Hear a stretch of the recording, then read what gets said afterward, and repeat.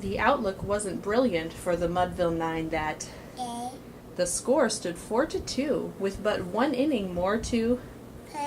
And then when Cooney died at first and Barrows did a pall-like silence fell upon the patrons of the. A straggling few got up to go in deep despair. The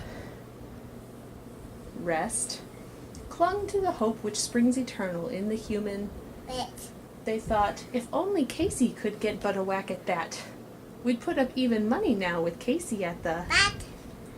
But Flynn preceded Casey, as did also Jimmy. And the former was well, the latter was a. So upon that stricken multitude, grim melancholy, for there seemed but little chance of Casey getting to the. But Flynn let drive a single to the wonderment of. And Blake, the much despised, tore the cover off the. And when the dust had lifted and men saw what had occurred, there was Jimmy safe at second, and Flynn a hugging. Then from 5,000 throats and more there rose a lusty.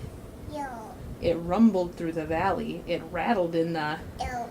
It pounded on the mountain and recoiled upon the. Sit down.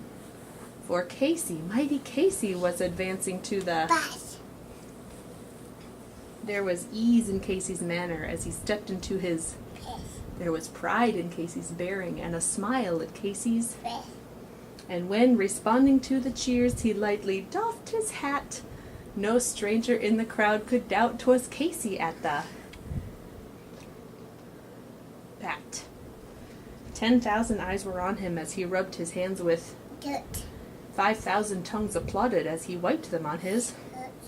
Then while the writhing pitcher ground the ball into his hip, defiance flashed in Casey's eye. A sneer curled Casey's lip. And now the leather-covered sphere came hurtling through the air, and Casey stood a-watching it in haughty grandeur. Close by the sturdy batsman, the ball unheeded. That ain't my style, said Casey. Strike one, the umpire said. From the benches black with people there went up a muffled like the beating of the storm waves on a stern and distant. Kill him, kill the umpire, shouted someone on the stand, and it's likely they'd have killed him had not Casey raised his head. With a smile of Christian charity, great Casey's visage, he stilled the rising tumult. He bade the game go. He signaled to the pitcher, and once more the dun sphere. But Casey still ignored it, and the umpire said, Strike two!